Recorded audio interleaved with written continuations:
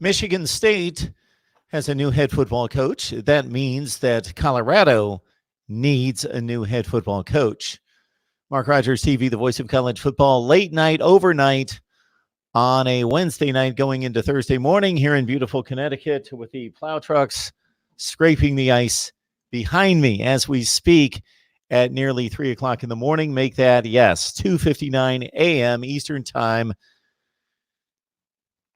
I just got home and I wanted to address a few matters that we've talked about in recent days, one being the hiring of Mel Tucker at Michigan State and now the vacancy at Colorado that has been filled by, on an interim basis, by Darren Shiverini, the former wide receiver at Colorado.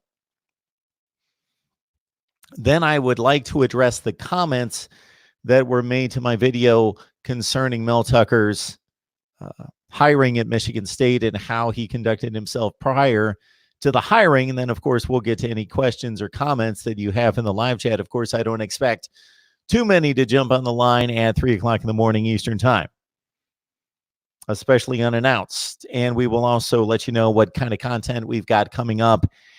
It's vast. 7 o'clock Eastern time on Thursday night, Miami Hurricanes live. And then we've got live streams that have been designated in recent days from Ohio State, Florida State, Notre Dame, USC, UCF, and Virginia Tech. Next week, we have live streams, dedicated 1-hour live streams to Clemson, Auburn, and Alabama. All right, let's get to the news at hand. This is from the ESPN News Services. Colorado assistant Darren Shiverini was named the interim coach of the Buffaloes on Wednesday, less than a day after Mel Tucker accepted an offer to become the coach of Michigan State.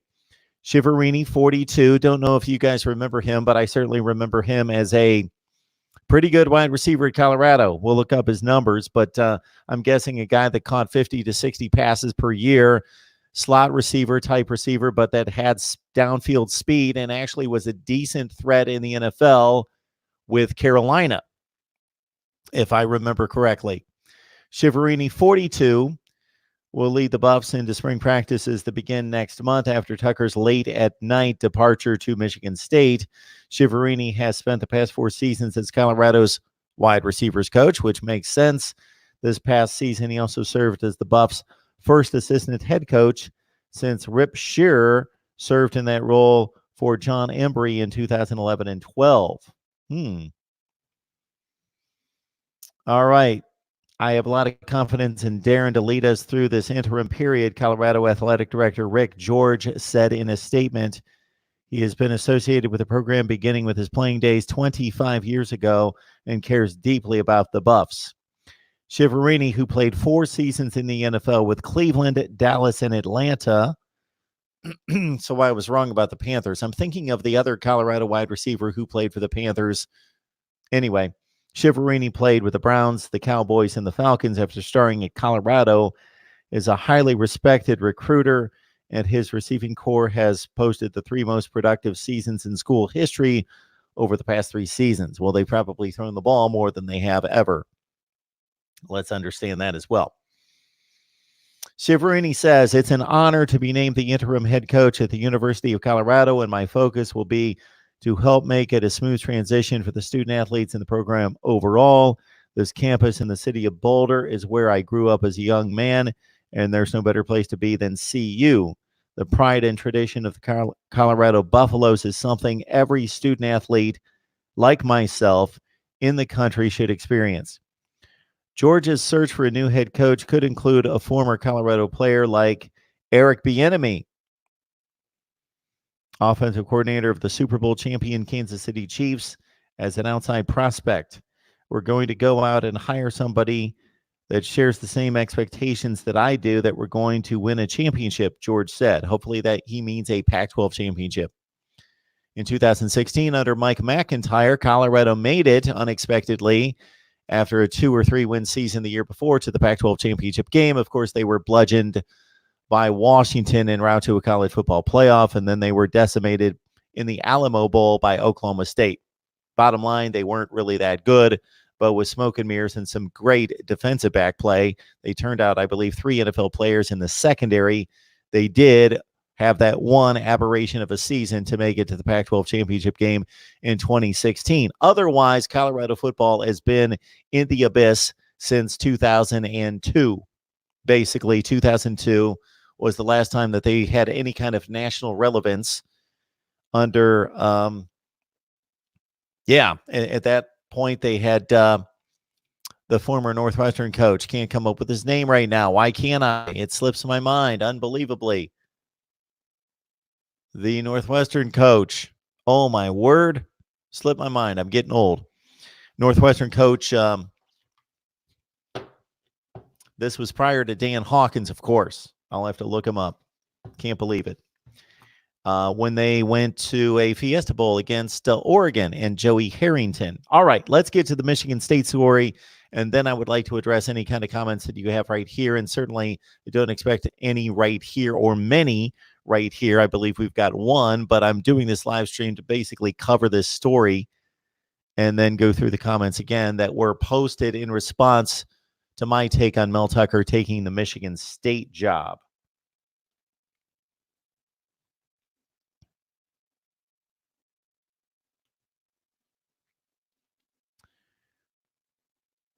This from ESPN staff writer Tom Van Haren.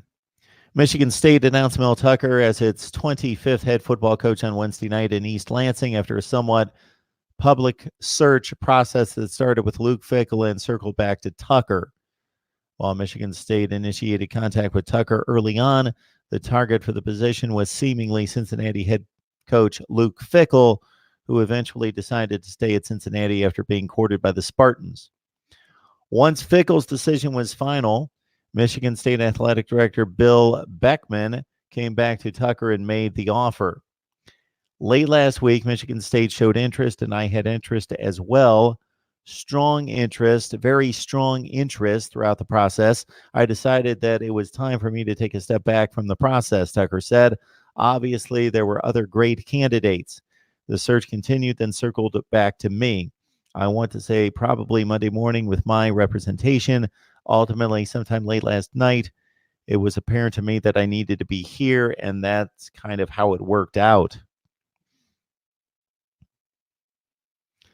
Tucker left Colorado after only 1 year as head coach and a 5-7 record with the Buffs, and accepted a 6-year contract at Michigan State worth $5.5 million per year. That's quite a bit of money.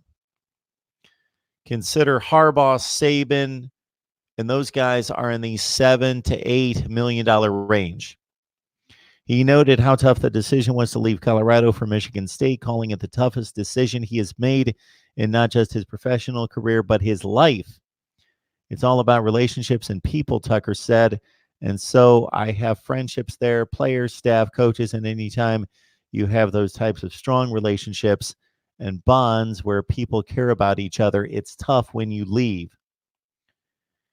It was somewhat of a homecoming for Tucker, though, as he was a graduate assistant at Michigan State in 1997 and 98.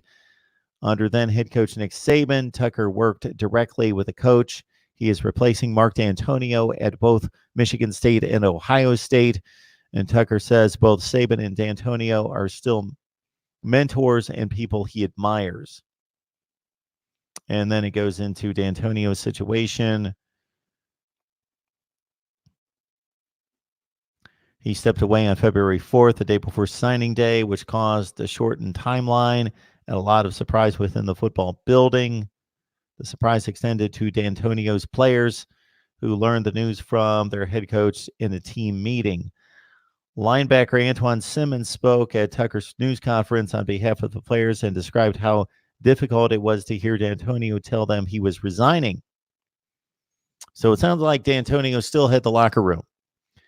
It was rough. No, nobody knew. The way he started off, I could tell as soon as he started off, Simmons said. He was like, I tell you guys all the time, there could be a new face up here one day. It was good, though. You could feel it was genuine. We love Coach D. We're happy he can be around, but we're just as excited to have Coach Tucker as our head coach, and we're going to play just as hard for him. Tucker met with the team before his news conference, a meeting Simmons described as intense, to introduce himself and give his first impression to his future team. So Tucker's probably going to bring some energy, this being a change, whether it was needed or not, maybe from a standpoint of new face, new mission, new purpose, new voice, new energy. Maybe it's needed at this point. Simmons and the Spartans gave Tucker an impression of themselves as well, letting him know they have not given up and are ready to put in work required to get back to a winning level. We've been working hard the past few days, Simmons said. We haven't let everything on the outside affect us for the most part. We've still been working hard. We've had the decision to call a workout off or not show up for a workout, but we're not doing that. We're going to show up and we're going to work hard. Understanding the unique timeline of the coaching change, Tucker knows he needs to move quickly to fill his staff and build relationships with the incoming 2020 recruiting class, mainly prospects he did not recruit. He emphasized that there is no shortage of quality coaches, developers, and recruiters out there who would have interest in the job and are capable of joining the staff. So this points us to one thing. Don't be surprised if there are tons of players from Michigan State in the transfer portal this next offseason, not because Mel Tucker's doing a bad job, just because these aren't guys that he recruited and signed. Okay. All right, let's get to the comments made in response to my video that I posted after Tucker signed with Michigan State.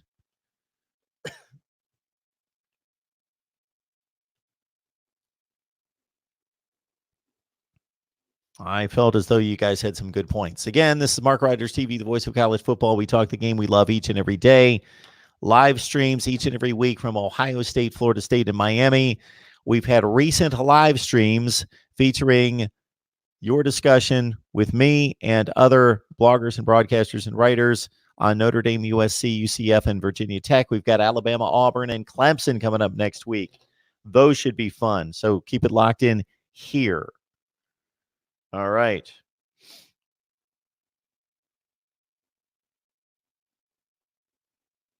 Here are the comments. Jargon JJ, Tucker is an A-plus recruiter. Michigan State won't see any infraction from the Blackwell case. He was fired and was pissed off. NCAA already cleared Michigan State via Title IX. Amazing how many people outside of Michigan State got that wrong this week.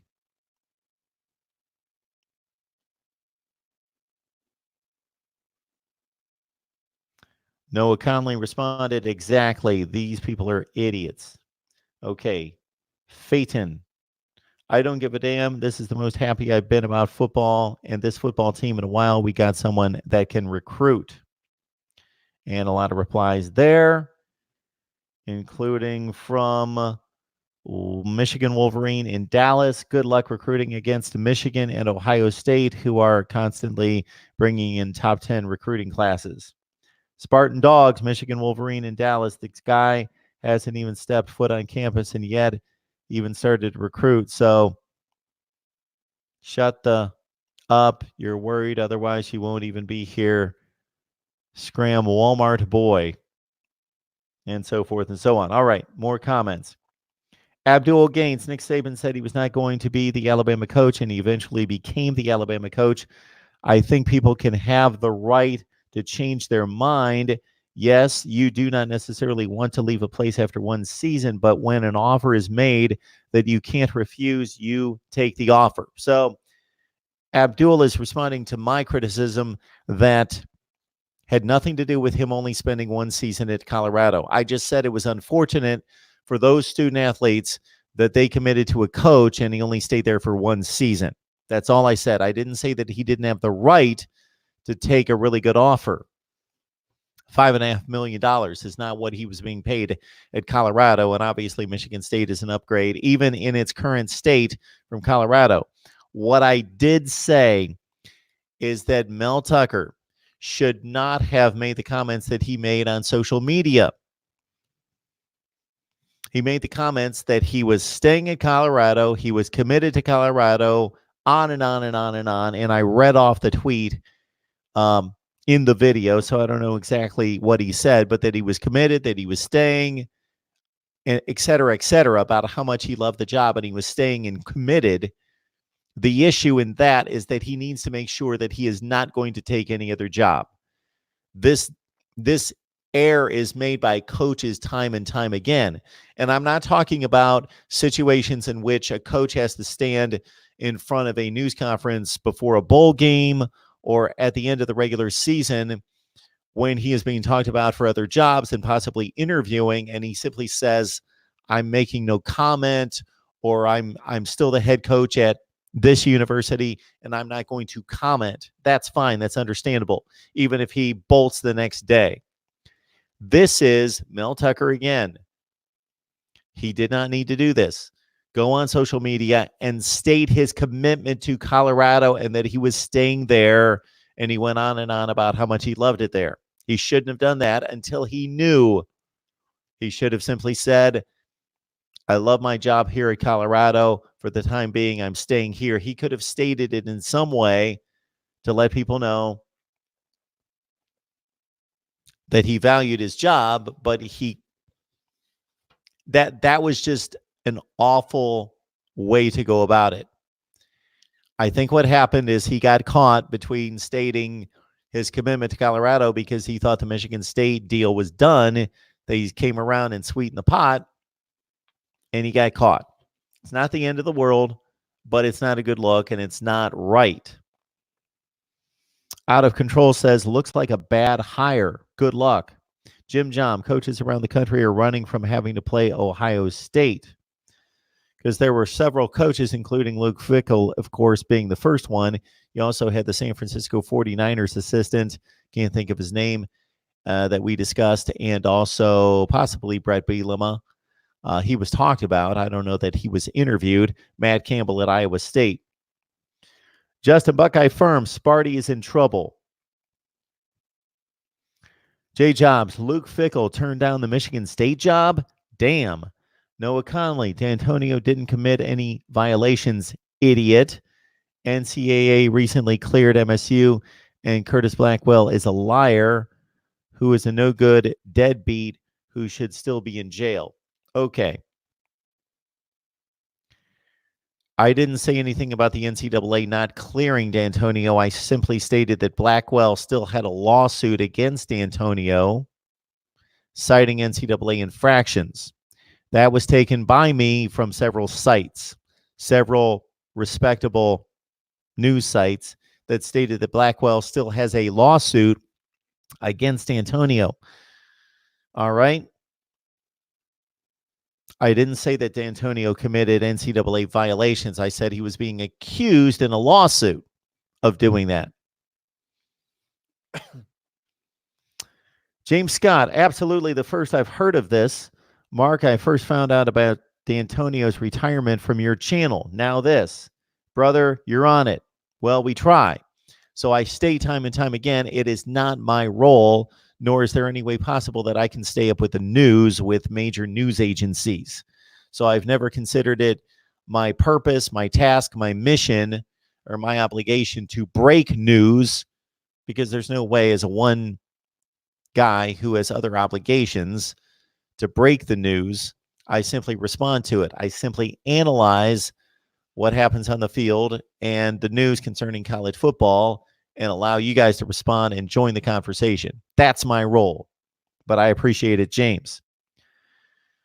Mineral Tim 79, they got someone that's not a waffling flake. Okay. McD Sports 4, just got up and saw this. Michigan State will be in the toilet for years to come. Michael Sullivan, hi, Mark Rogers. I think you do a good job on some of your videos. When it comes to this video, you have multiple errors in reporting. It seems like you just do this as a hobby. Wrong. So I don't want to be too harsh. I appreciate it, Michael. Let me have it. I don't mind. To start, Colorado was not his first head coaching job. He was an interim head coach in Jacksonville. I stated that. So, Michael, you're telling me a quick Google search would have been good. All right. First of all, I already knew without looking it up that Mel Tucker was the interim coach with the Jacksonville Jaguars. And I stated that in the video. So you either weren't listening or you didn't listen to the entirety of the video. So I understand all of you are not going to watch the videos in their entirety. That's fine, but then don't comment on what I didn't state, supposedly, because I did say that. Most importantly, the allegations regarding recruiting violations are meritless. If you ever wanted to know the details, I'm sure you have no idea. I don't have an idea. What I did, Michael, I don't have the time nor the staff to follow every NCAA possible infraction or case across the country in addition to covering college football. So what I do in a situation like this is I go to 3 or 4 reputable sites, as I did, and I simply repeated and read the stories from those sites. So if you have an issue in which I reported it, you should have an issue with major sports sites, fill in the blanks. They were taken from major sports sites. They reported again that Blackwell still had a lawsuit out on D'Antonio citing NCAA violations. Not that there were NCAA violations that have been substantiated. Obviously, we don't know that. Okay. Michael also says, oh my goodness, there's a lot here. The headline you hear is that there are allegations. Yes, players made mistakes and players were punished accordingly, et cetera, et cetera. I can't read all this.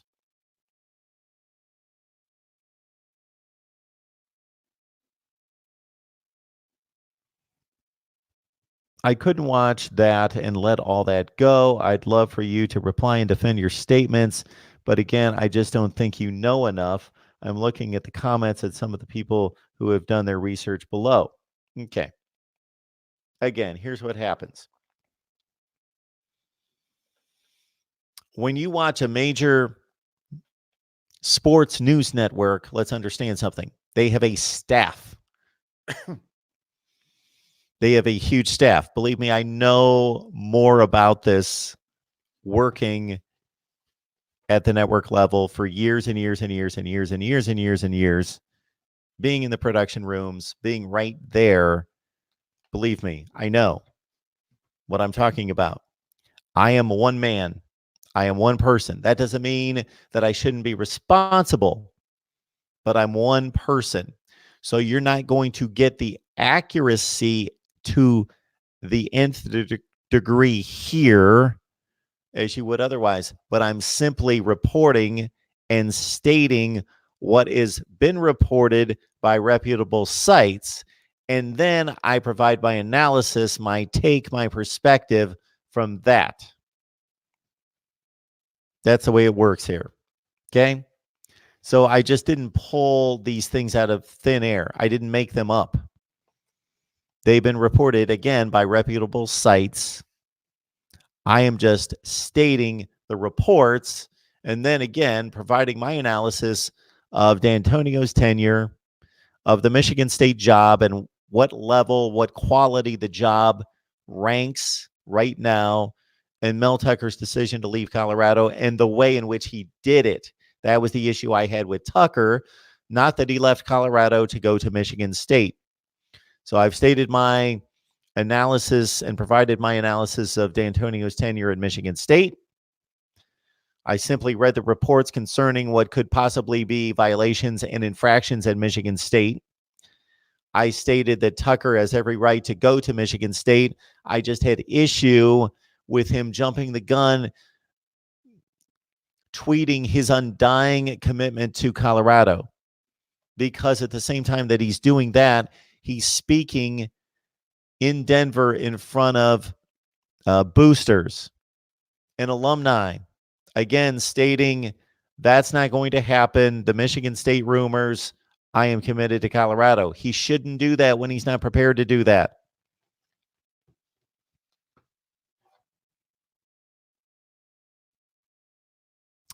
Nebraska fan. What in the world has Mel Tucker done to warrant Michigan State hiring him for double his pay at CU? Michigan State is somewhat desperate. Again, I don't know if there are going to be violations proven and infractions and penalties. I don't know that. I do know that Michigan State's in a difficult division, recruiting against Ohio State, Penn State, and Michigan. They play in a very competitive division. They don't have a fertile recruiting ground in Michigan, and it's a difficult place to win and will be. Now, it doesn't appear that way because of what Mark D'Antonio accomplished. But if you look at the history, the recent history, and I mean over a length of time, recent history of Michigan State football, they've won 55% of its games.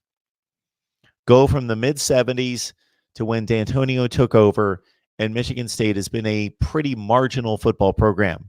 They've had two highs. Winning the Rose Bowl in 1987 over USC after winning the Big Ten.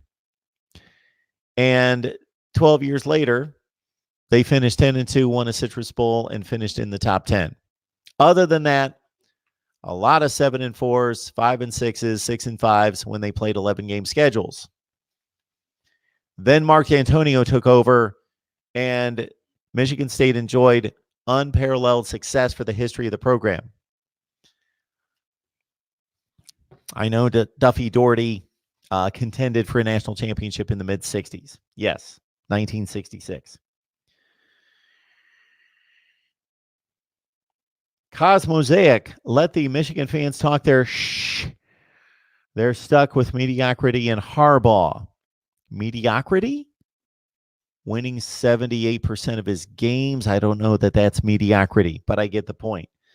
Mel Tucker feels like a good move. Time to rebuild without hype and fanfare like in Ann Arbor. Go green. The Lee Smith channel. He took the job because of the money. When I think of the Big Ten, the names that I come up first are Ohio State, Wisconsin, Penn State, Michigan, and Iowa, then Michigan State. He will not be competing for the Big Ten championship anytime soon because the recruiting food chain is on the bottom half. If by chance he can get the team above 500 for 5 years straight, then I would take the next higher paying job in a different conference. Clemson alum 98. What are your sources saying about the ugly story breaking about the Ohio State players? The details, if true, are very disturbing. Okay. When it comes to the Ohio State mess with the two players that have been accused of rape and robbery. So my purpose, my mission, my role here in the way I've established this channel is to talk football and to only talk football. And then there are off the field issues that affect the football. And I will discuss that, but I'm not a lawyer. I will not go heavily into these kind of stories for the most part.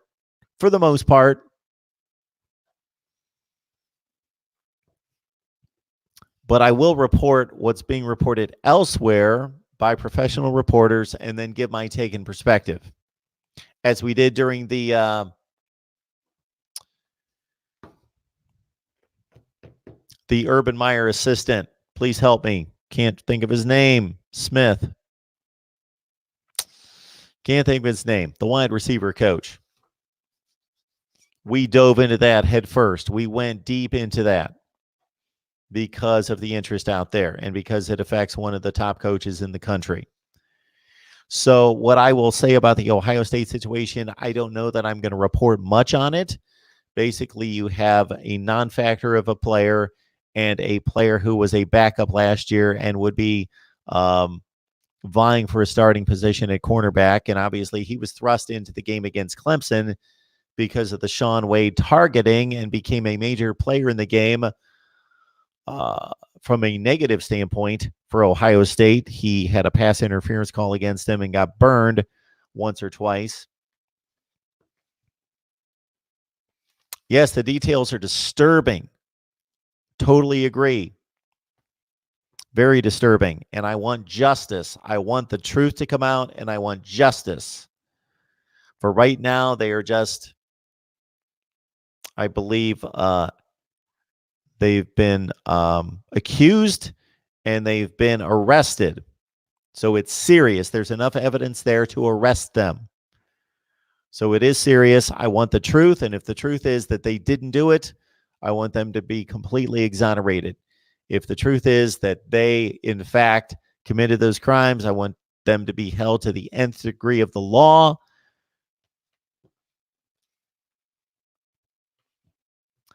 In terms of this and its reflection on the Ohio State football program, at this point, I don't think there is any, in my opinion. Every college football team has 100+ players.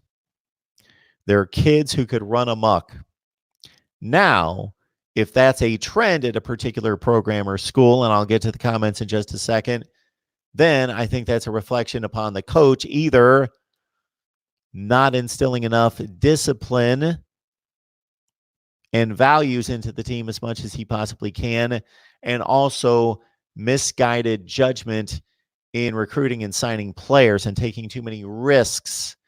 There are always risks that are going to be taken on players at major college football programs. Otherwise, you're not going to recruit the kind of talent that you need to be competitive. You have to take some calculated risks. There's just not enough choir boys out there that can play football at that level to go around and to fill a roster. It's just not.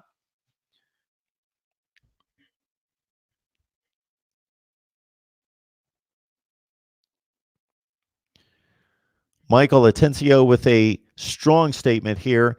Don't play for this liar, meaning Tucker. He lied and didn't even address his players. That's foul. No integrity. Michigan State can have this piece of.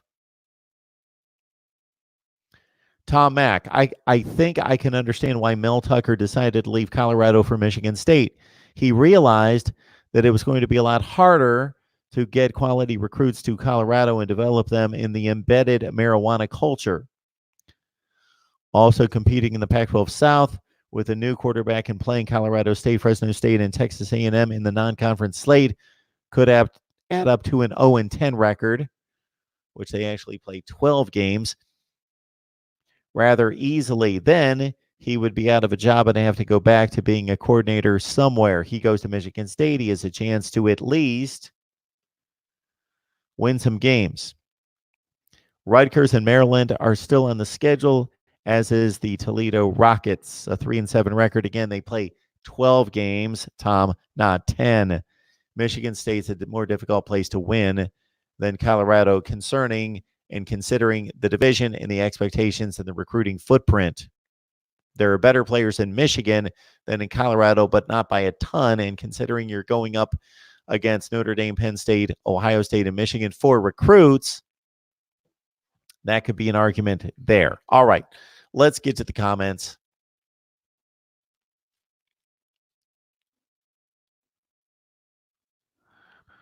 Anthony, good to see you. Mineral Tim 79, good to see you. Doug Arby, Michigan State won't even make a bowl game next year. I think that's probably accurate. We'll see when we give the analysis. They lost a ton of talent and experience off their last team that was supposed to be really good. They only went 7-6. Mineral Tim 79, isn't it funny? Michigan State called Luke Fickell a waffling flake. Doug, kudos to Luke Fickell for ditching the Power 5 to stay at a group of 5. I know you love that. If only App State was so lucky.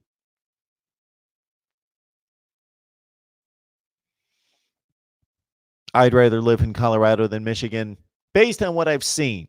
I've seen a lot of Colorado, very little of Michigan. Colorado is a beautiful, beautiful state. Task Money 870, what do you think about the Ohio State situation? I think that it's in the hands of the authorities. It's a legal matter, and certainly Ohio State has to say these kids are suspended. They've been arrested. I believe they've been arrested. I know that they've been charged. I don't know that they've been arrested. I believe I read that. We could look at that story as well. It's out of Ohio State's hands. Teran Blow, Canes gang. Yeah, I'm up way too late. I got to get up and go to work. Doug Arby, 3 a.m. doing college football live streams. Yes. No, not an early riser, a late going to bedder, and then an early riser to get back up and go to work.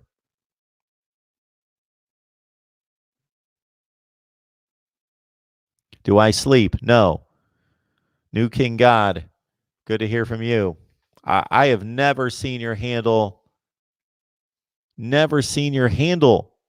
So that means we go, welcome to Mark Rogers TV, the voice of college football. It's apparent that you root for the U. Would love to know how long you've been watching.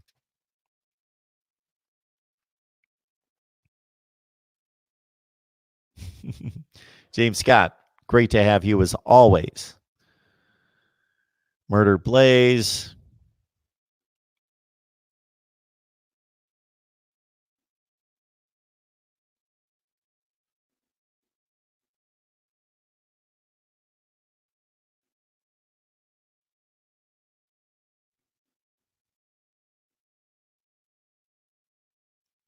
Doug Arby, always sticking up for the group of five, and obviously an Appalachian State fan. Much to be proud of there, winning the Sun Belt, now 4 consecutive years and beating North Carolina and South Carolina.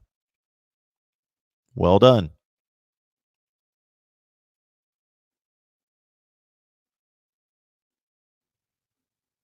And Doug, believe me, I love the group of five too, especially the Mountain West and the American Conference, because the level of play is so high.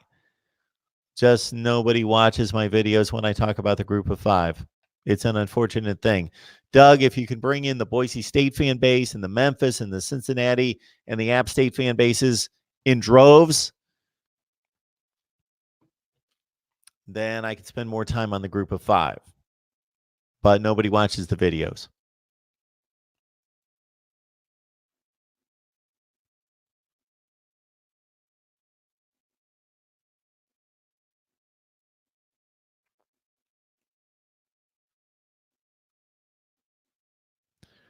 Quite the fight between New King God and Doug. App State versus Miami.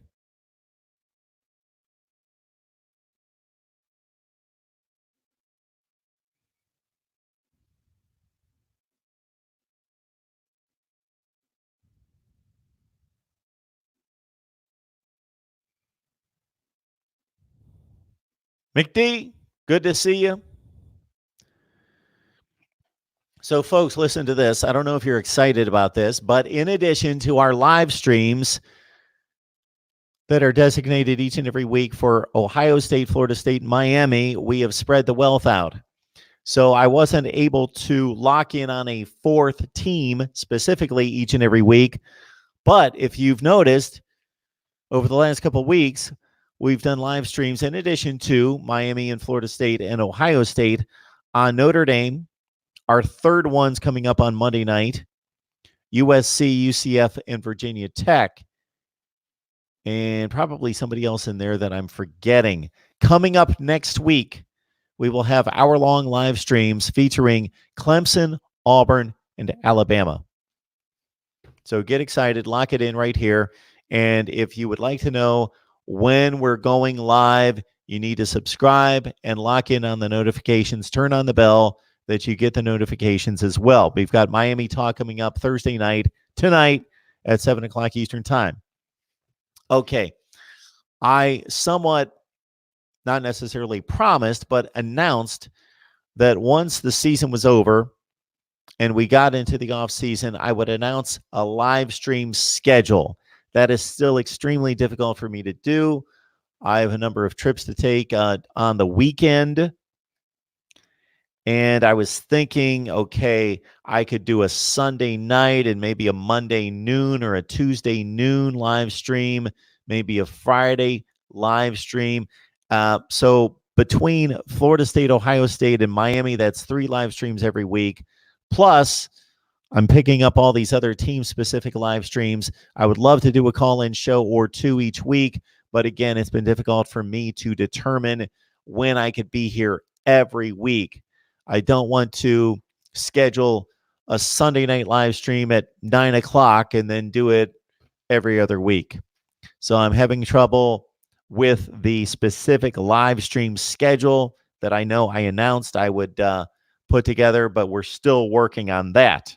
The super chat's available. If you love Mark Rogers TV, the voice of college football, and believe in what we do. Basically, if you believe in what we do, the super chat's available. And please like the video. Amazon. This is huge, folks. Please. If you or anybody in the household shops at Amazon, use the link in the description section of any of the videos, and you help us build the channel. I'm going to release a video soon where I run down all the ways in which you can help us build the channel. I'm also going to shoot a video or maybe do a live stream where I really just lay out the vision of what we do here at Mark Rogers TV, the voice of college football. That is going to be for Mark Rogers TV, voice of college football nerds. If you're just a college football fan, we love you. We want you here, but you won't necessarily be in the right place at the right time because we're going to talk nothing but the channel, the platform, the vision, all the things we have going on, everything we've got planned. All right, let's get back to college football.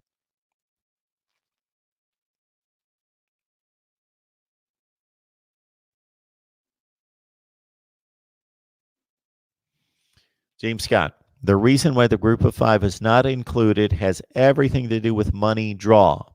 The group of five cannot garner the ratings. Yes, it is biased, but it's all about revenue. One of the big reasons why I cannot talk about the group of five much here is nobody is listening. Nobody is watching the group of five videos that I produce. I would love to know the group of five video that I have produced that doesn't involve a Power 5 opponent that got the most ratings or the most views. It's just not there. I'm sorry, Doug. It's just not there. I love watching Group of Five football on Thursday and Friday night. I love it. Memphis is quality. Cincinnati, Boise State, Houston has been in the past. Temple, of course. San Diego State, Air Force, Navy. I love watching those games, but nobody watches me talk about the Group of Five.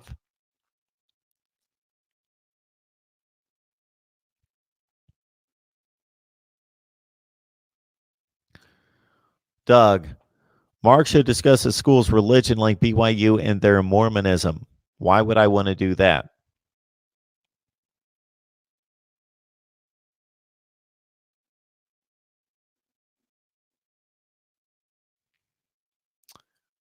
James is probably answering the question that I had concerning the Michigan State coach. I already knew the Michigan State coach in 1999 who won the Citrus Bowl.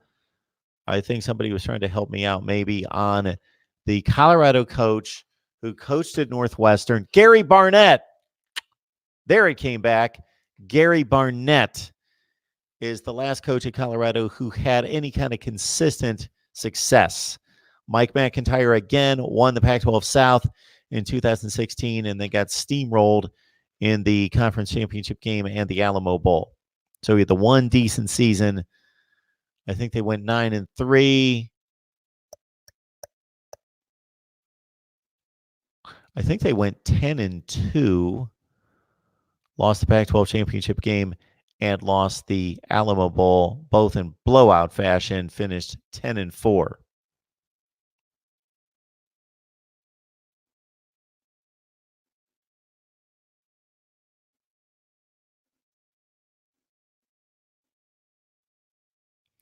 Doug, I love that system. It's not necessarily practical, but I have stated the same thing.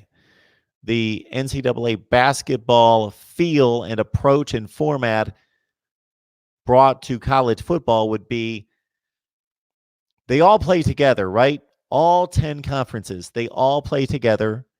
Otherwise, we need to separate them and allow all 10 champions to play. And then you fill in the other 6 spots with some type of systematic approach to determining the next 6 best teams. And what we would have in a 16 team playoff would be, let's face it, we would have the 11 best teams in the country, most likely just about the 11 best, because that would be the 5 Power 5 conference champions and the 6 wild cards.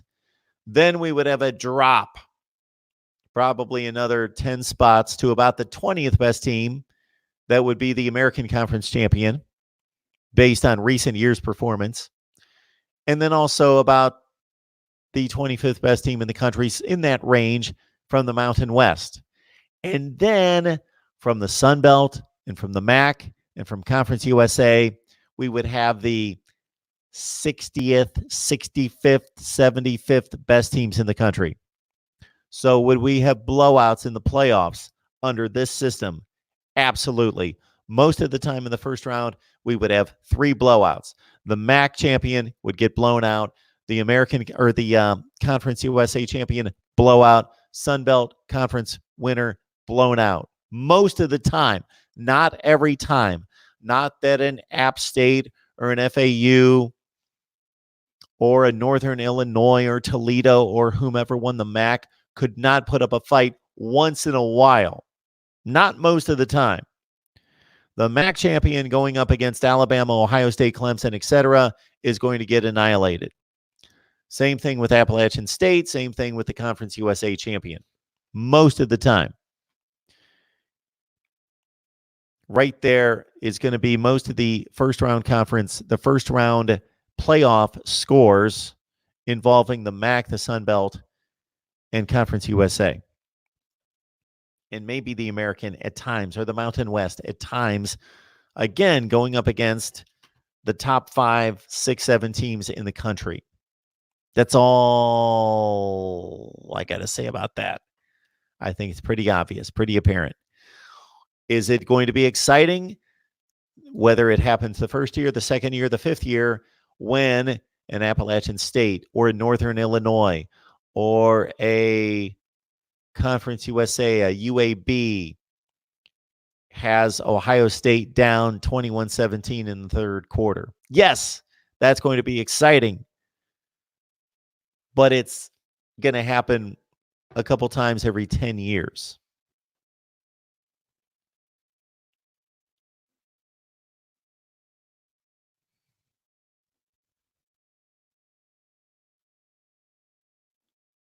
Who takes the Colorado job? It's a great question. That is a great question. The report that we read really gave us no real lean. Let's see who's being talked about, and I'll let you know who I think is a good candidate. Eric Bieniemy, Todd Graham, the Hawaii head coach, Barry Odom, the Arkansas defensive coordinator, who obviously was the head coach at Missouri. That's probably a decent hire right there. I don't know why Barry Odom got fired at Missouri.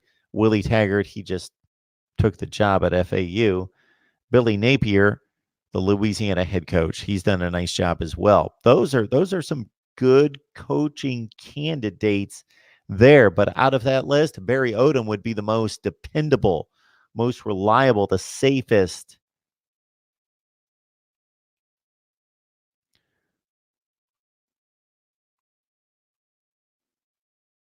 Okay, interesting. Graham Harrell, the USC offensive coordinator, is being talked about as well. Off that list, I like Odom.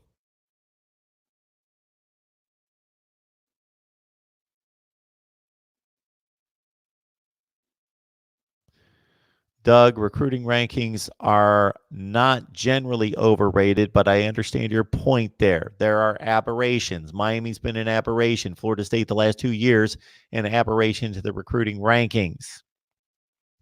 Texas, aside from the one season in which they beat Georgia in the Sugar Bowl, has been a major disappointment despite bringing in top 5 to 15 classes under Charlie Strong and Tom Herman. Yes, there are exceptions. On the flip side, Kansas State under Bill Snyder brought in top 75 classes and still won 10, 11 games. Michigan State under Mark D'Antonio, Wisconsin under just about any coach they've had, bring in top 40 classes and produce top 10 to 15 teams. Yes, there are aberrations, there are outliers, but otherwise the recruiting rankings are generally dead on. Who are the best programs in the country? Look at the recruiting rankings.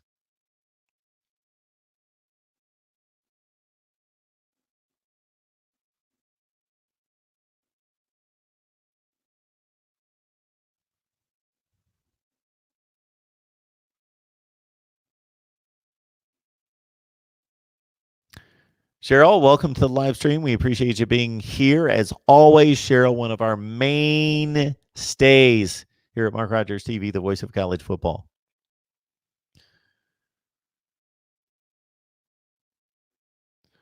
Oh, I finally got that one. 45-10. That was the Miami Appalachian State score when they played a couple of years ago. Got it.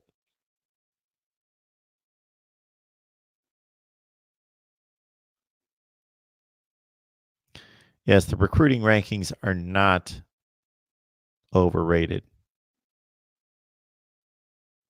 Doug, again, good point, but those are aberrations. We're talking about 75 teams in the Power 5. 75 teams in the Power 5. So there's a few outliers, but not many. 5 or 6. Panero 5, Piru. Go Blue. Thank you, sir. Good to see you. It's been a while.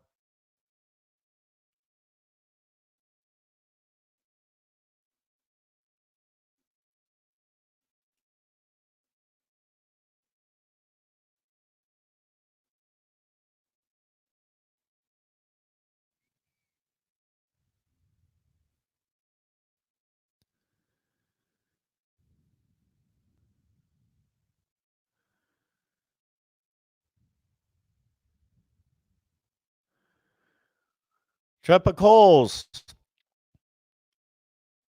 Thought there's no way this could be possibly a live show at 3:30 in the morning. But welcome to Mark Rogers TV, the voice of college football. Trepa Coles. I have yet to see your handle at any other point. It's obvious that you've watched from time to time, so thank you so much for that. Would love to know who you root for and how long you've been watching.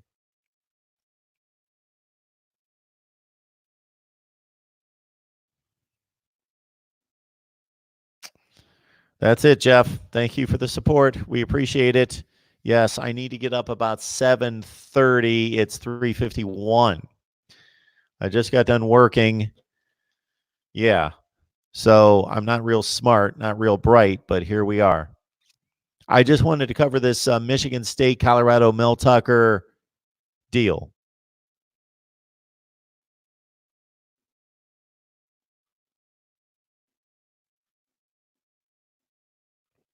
Leaving soon to work at the CBC.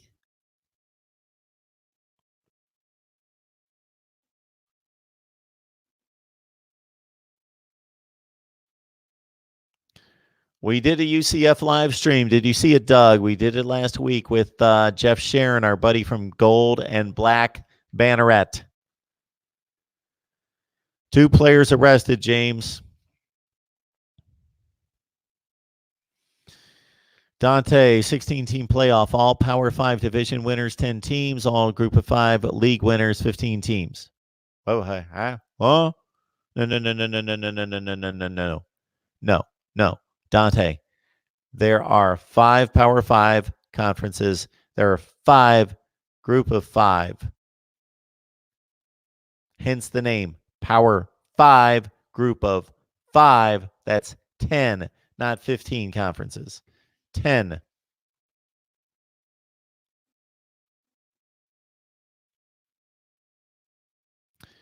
Mark, you have kids being recruited by Ohio State who are sons of former Buckeyes, but they decide to play elsewhere. We have some at Miami. Not that I know of. Not that I know of. as long as they're of the caliber to play at Ohio State, of course. Gator Nation 2019. Now, this guy, or female possibly, but this person right here, I believe it's a male. Gator Nation 2019. Appreciate the support. This guy has been here despite the live stream, Miami, Florida State, otherwise, and he could complain. He could easily complain and say, Mark, you do a Florida State and Miami live stream each and every week, and why not the Gators? But he probably sees that we cover the Gators a ton. And if I had the guests to bring on here each and every week, if I could lock in on the guests, I would love to do a Florida live stream on a consistent basis. And actually, I'm in uh, communication with and conversation with two Florida media types. We're trying to put it together a hour-long live stream here very, very soon on Florida football. Yeah, I'm tireless or tired, dead tired, something. No, I'm doing just fine. I'm doing great. Blazing Kane, appreciate the comment. Thank you so much. James Scott says it all right here. There it is.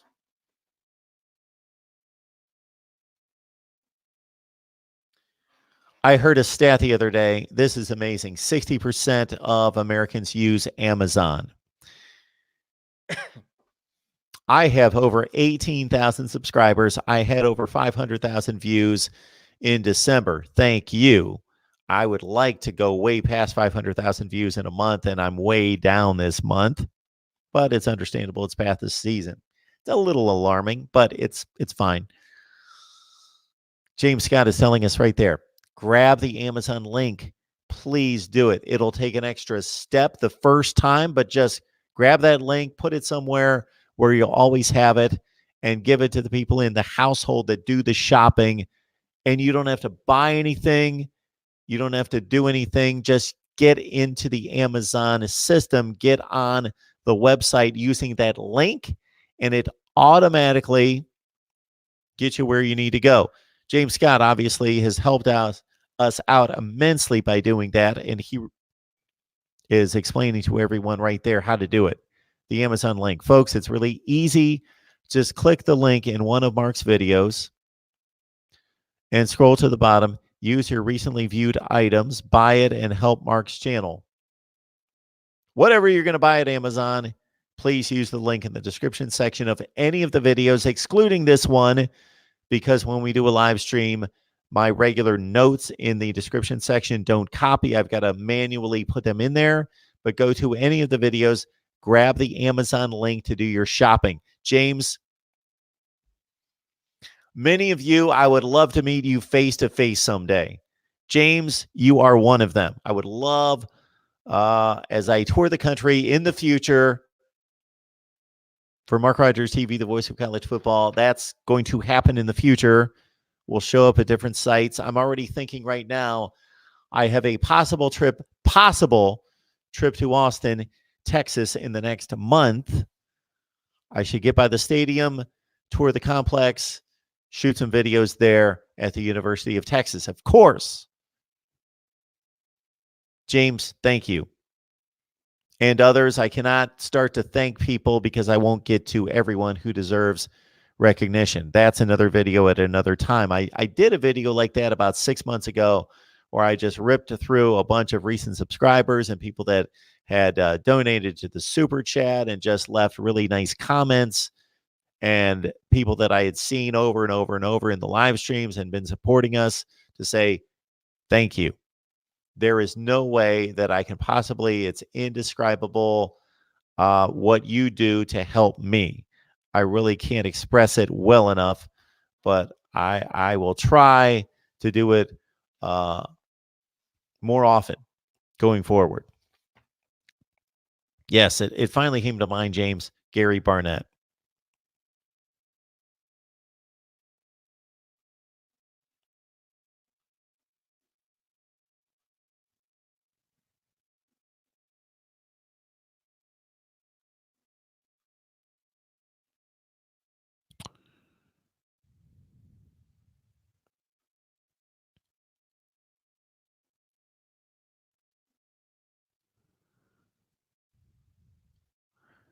Dante, check out my last two chats. I proposed a version of a 16-team playoff. I don't know where your chats are. I think it's a way to keep all 126 of 130 alive.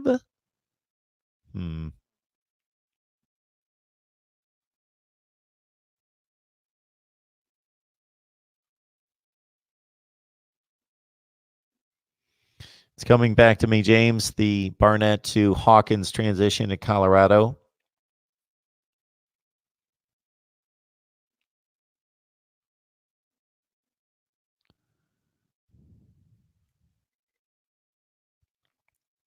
Gator Nation, if you hit Orlando, let me know. We actually went to the Florida-Miami game. Gator Nation, check out those videos. That was obviously at the end of August, the first game of last season, week 0. We were there. But yeah, we're going to get around. We will do our best. Yeah. Traveling at this point for the YouTube channel doesn't make a whole lot of sense. But if it works in with personal plans and I can get by some universities, that would be phenomenal. And again, there's a possibility that I go to Texas here soon.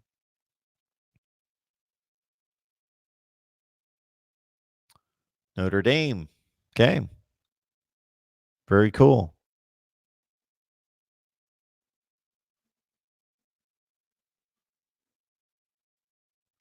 I said active. I did not say alive.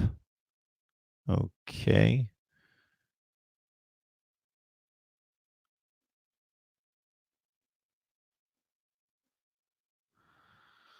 Read the comment properly. I said Power 5 division winners means 10 teams. Group of 5 league winners. Oh, all the division winners in the Power 5. Okay. Dante, okay. This is worse than what I thought. So I misread it, but actually my system, yeah. All right, you're Dante. I love your participation here. I value it every day, every time. Thank you. But that's a crappy playoff system. Sorry. Your playoff system would have had the Pittsburgh Panthers 7-6 Pitt last year in the playoff, a team that finished 7-7 after they lost a bowl game. You would have had Northwestern with 5 losses in the national championship playoff. And we could go on and on and on. This past season, we would have had Ohio State and Wisconsin, fine. Georgia, LSU, fine. Clemson, Virginia. Did we want Virginia in the college football playoff? Oregon and Utah. Utah, no. Again, and we could cite all sorts of teams that would not, on a fairly regular basis, the ACC Coastal Division winner, many times the Big Ten Western Division winner, the Pac-12 South winner. No. There are no divisions in the Big 12, so the Big 12 would only have one. You would have to divide them into divisions. That's not even a problem, but the rest of it sucks. The division winners out of the Power 5 getting automatic, no. All right. Thomas Lee, appreciate your efforts, Mark. I'm a Buckeye native and Ohio State alum living in Eugene the past 20 years. It's nice to have a place on the web to call home when it comes to college football. Great interview. Thank you, Thomas. I appreciate it. Doug, Utah did so well until they fell apart at the end of the season. They didn't play anyone when they were winning all those games.